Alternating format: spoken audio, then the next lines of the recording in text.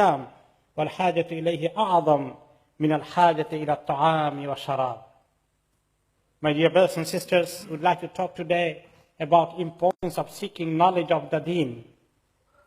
Before we speak in English, let us a few words inshallah have in Bangla. Allah Ta'alaর অপূর্ব এক নিয়ামত আমাদের কাছে আছে ইসলাম। এই ইসলামটাকে বোঝার জন্য, আল্লাহ তাআলাকে চেনার জন্য, আল্লাহর হুকুমগুলোকে জানার জন্য যে জ্ঞান অর্জন করা দরকার, ইলম, এই ইলম, এই জ্ঞান অর্জনকে আল্লাহ তাআলা আমাদের জন্য ফরজ করে দিয়েছেন। দ্বীনি ইলম শিখা ফরজ। আমরা জানি নামাজ পড়া ফরজ, রোজা রাখা ফরজ, হজ করা ফরজ, যাকাত দেওয়া ফরজ। ইলম শিখা ফরজ। এটা বোধ অনেকেই নফল মনে করেছে, এত ফরজ মনে করিনি। কতটুকুন ফরজ? সবাইকে বড় আলেম পণ্ডিত হয়ে যাওয়া লাগবে, এরকম বড় বিষয় ব্যাপকভাবে জানাকে আল্লাহ ফরজ করেননি। ফরজে আইন, মিনিমাম লেভেলের একটা জ্ঞান, যা না শিখলে, যা না জানলে আমি নিজে আল্লাহকে ঠিক মতো চিনতে পারবো না, আমি আল্লাহর হুকুমগুলাকে কোনটা হালাল কোনটা হারাম ঠিক মতো বুঝতে পারবো না, কবিরা গুনাহ কি জানতে পারবো না। এই পর্যায়ে না জানাটা অনেক বড় গুনাহ হয়ে যাবে। এই পর্যায়ে ইলম শিক্ষা প্রত্যেকের উপরে ফরজ। এই জন্য একটা হাদিসে রাসূলুল্লাহ সাল্লাল্লাহু আলাইহি ওয়াসাল্লাম বলেছেন যে ইসলামের জ্ঞান অর্জন করা প্রত্যেকটি মুসলিমের উপরে ফরজ। আমরা অনেকেই নামাজ পড়া ঠিক মতো পড়তে পারি না, সেজদা কেমনে করবো, রুকু ঠিক মতো হয় কিনা এটাও জানি না। আজকে আমরা অনেকের জানাজা পড়বো, 5-6 জনের জানাজা আছে, আল্লাহ তাআলা সবাইকে জান্নাত নসিব করুন। অনেকে এসেছি জানাজা পড়তে, কিন্তু জানাজাটা কেমনে পড়তে হয়তো ভুলে গেছি। সুবহানাল্লাহ, এটা একটা ফরজ ইবাদত, ফরজে কিফায়া। এবং আমার প্রিয়জনের জন্য আমি জানাজা পড়বো, চোখের পানি ফেলে আল্লাহর কাছে দরখাস্ত দেব। আমি যদি না জানি কেমনে জানাজা ঠিক মতো পড়তে হয়, কোন তাকবীরের পরে কি পড়তে হয়, তাহলে বলেন এটা কি ছোটখাটো অপরাধ করলাম আমি? এগুলো চিন্তার বিষয়, কিন্তু অনেকে আমরা এগুলো গুরুত্ব দেই না। আমরা কত দুনিয়ার জ্ঞান গর্ব আলোচনা করি, রাখি, পড়ি, সারাদিন আমরা বিভিন্ন রকমের এগুলো নিয়ে চর্চার মধ্যে থাকি, কিন্তু মৌলিক জ্ঞান যেটা সম্পর্কে প্রথমে কবরে গেলেই আল্লাহ তাআলা জিজ্ঞেস করবে, আল্লাহকে চিনেছিলে কিনা তুমি? তুমি আল্লাহকে চিনেছ? মান রব্বুকা, তোমার রবকে, তাকে ভালো করে চিনেছ? তার কি কি গুণ আছে, কি কি ক্ষমতা আছে, তুমি এগুলো জানতে পেরেছিলে? তার হুকুম কি ছিল, কেমনে করতে হবে সেটা তুমি এগুলো সব শিখেছিলে? জরুরি ফরজগুলো, সুন্নত নফল বাদ দেওয়া হলো, ফরজগুলো সম্পর্কে আল্লাহ একটাও ছাড়বেন না। ওমা দীনুকা, তোমার দিন কি ছিল বলো? যদি খালি বলি আমার দিন ছিল ইসলাম, এতটুকু যথেষ্ট হবে না। ইসলামকে ভালো করে বুঝেছো তুমি? তুমি ইসলাম সম্পর্কে লেখাপড়া করেছ? ইসলামের হুকুম হাকমগুলো জানার চেষ্টা করেছ? পাক না পাকের মাসালা ঠিক মতো শিখেছ? এগুলো সব জিজ্ঞেস করবে। কতটুকু আমল করেছ? 5 ওয়াক্ত ফরজ পড়েছ না জুমা পর্যন্ত শেষ, আর জানাজা দরকার হলে এসো, আর বাকি তোমার নামাজের সঙ্গে সম্পর্ক নাই। তাহলে কি আমাদেরকে ছাড় দেওয়া হবে কবরে? কবরে যেতে কয়দিন বাকি আছে আমাদের? আজকে যদি আমরা 5-6 জনে পড়ি, সবার বয়স, সবাই বুড়ো হয়ে যায়নি, অনেক জওয়ানও আছে আমাদের মতো, আমাদের চেয়ে যুবক জওয়ান অনেককে আমরা জানাজা পড়ে কবর দাফন কাফন করতে হয়। তা আমরা কিসের ভরসায়, কিসের আশায় আছি? একটু চিন্তা করব না? ওমান নাবিয়ুকা, 3 নম্বর প্রশ্ন আসবে, তোমার নবীকে, এই নবী সম্পর্কে কি লেখাপড়া করেছি আমি, তিনি কি আমাদেরকে বলে গেছেন, এগুলা কয়টা শিখেছি? এত লক্ষ লক্ষ হাদিস রেখে গেলেন, কয়েক হাজার হাদিস কি পড়েছি, কয়েকশো হাদিস কি আমার জীবনে পড়া হয়েছে না? জীবনে আমি এগুলা ধারে কাছেও যাইনি। এসব জিজ্ঞেস করা হবে। কোন হাতে খেতে বলেছেন, ডান হাতে খেতে বলেছেন না বাম হাতে খেতে বলেছেন, আমি কোন হাতে চা খাই, সব খবর নেওয়া হবে। তাহলে এই জ্ঞান অর্জন করা ফরজ, এবং যারা এই জ্ঞান অর্জন করবে আল্লাহ তাআলা তাদেরকে অনেক উঁচু তবকা দান করবেন। জ্ঞান অর্জন করবে, শিখবে, তাদেরকে আল্লাহ তাআলা হাই পজিশন দান করবেন, সম্মান দিবেন দুনিয়া এবং আখিরাতে। আর যারা এগুলো ধারে কাছে যাবে না, তারা অবশ্যই অপমানিত হবে দুনিয়াতে এবং আখিরাতে। ইসলামী জ্ঞান অর্জন ফরজ, এটা বোঝার জন্য প্রথমেই দেখি কোরআনে যে আয়াত প্রথম নাজিল করলেন, ওহী নাজিল করেই ইকরা, পড়ো, লেখাপড়া করো, দিন সম্পর্কে শিখো। আল্লাহ তাআলা আমাদেরকে দোয়া শিখিয়েছেন, তুমি লেখাপড়ার চেষ্টা করো, আমার কাছে সাহায্য চাও, রাব্বি জিদনি ইলমা। এই দোয়াটা করতে থাকো। আমরা অনেকে বাচ্চাকে শিখিয়েছি, বাচ্চাদেরকে যখন বক্তব্য দেই, এটা পড়ো একটু, তো বাচ্চারা কিছুদিন পড়েছে, এখন আমরা বড় হয়ে গেছি, আমাদের আর দরকার নাই, রাব্বি জিদনি ইলমা বলার দরকার নাই, শুধু বাচ্চাদের জন্য, এরকম অনেকে মনে করেছি। আমাদের এখনো দরকার। আল্লাহর কাছে নবী করিম সাল্লাল্লাহু আলাইহি ওয়াসাল্লামকে আল্লাহ অর্ডার দিচ্ছেন, তুমি আমার কাছে এইটা বেশি করে চাও। আল্লাহ নবীকে বললেন, তুমি এই দোয়া করো আমার কাছে, যে আল্লাহ আমাকে জ্ঞানে বাড়িয়ে দিন।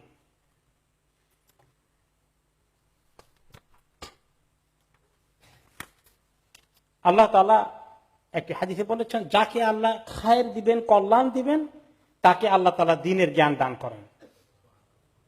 যার ভিতরে দ্বীনের জ্ঞান আল্লাহ দিয়েছেন ততটুকুন কল্যাণ তার মধ্যে আছে, খায়ের তার মধ্যে আছে, বরকত তার মধ্যে আছে। আর যে ব্যক্তি এই জ্ঞান থেকে বঞ্চিত, দুনিয়ার সমস্ত ফিলোসফি পড়ে শেষ করেছে, বই পড়ে রাত জেগে জেগে, কিন্তু ইসলামী জ্ঞান চর্চা করে না, সেই ব্যক্তি ফকির, মিসকিন, হতভাগা, অসহায়, সর্বহারা।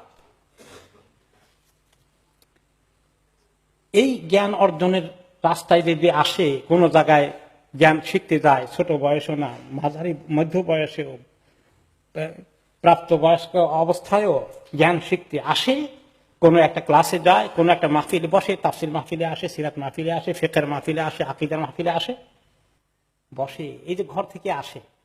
আমি জানি অনেকেই আপনারা এনফিল্ড থেকে আসেন, রেড ব্রিজ থেকে আসেন, ডাগেনহাম থেকে আসেন, সেন্ট্রাল লন্ডন থেকে আসেন জ্ঞান শিখার জন্য, তাফসীরে বসার জন্য। এই যে আপনি আসেন, যেই ব্যক্তি কোন রাস্তা অবলম্বন করে, হাঁটে, চলে, ইলম শিখার রাস্তায় যায়, আল্লাহ তাআলা তার জন্য জান্নাতের রাস্তাকে সহজ করে দেন। এবং যে যখন শিখতে আসে, তখন ফেরেশতাদের পাখা তাদের উপরে ছড়িয়ে দেওয়া হয়। ফেরেশতারা খুশি হয়ে তাদেরকে ওয়েলকাম করে, তাদের পাখা দিয়ে তাদেরকে ওয়েলকাম করে।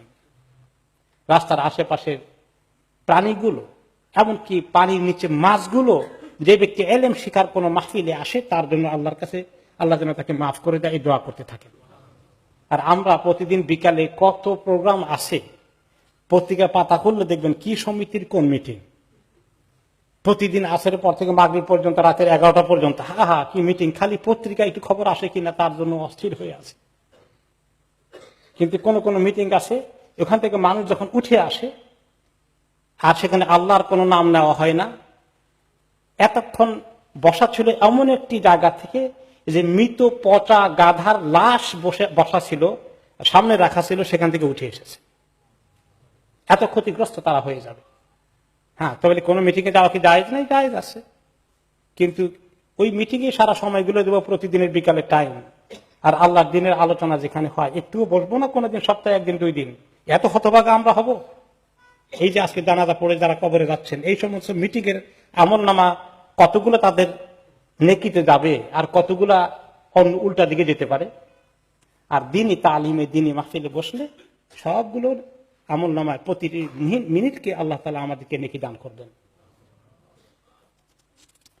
তিনি আর কি হাদিসে বলেছেন, গোটা দুনিয়া তারা অভিশপ্তের জায়গা, দুনিয়ার মধ্যে অভিশপ্ত যা কিছু আছে, তবে শুধুমাত্র সেখানে অভিশাপ নাই যেখানে আল্লাহর জিকির করা হয়, আল্লাহর সঙ্গে সম্পর্ক থাকে, তাহলে তার দুনিয়া অভিশপ্ত হবে না।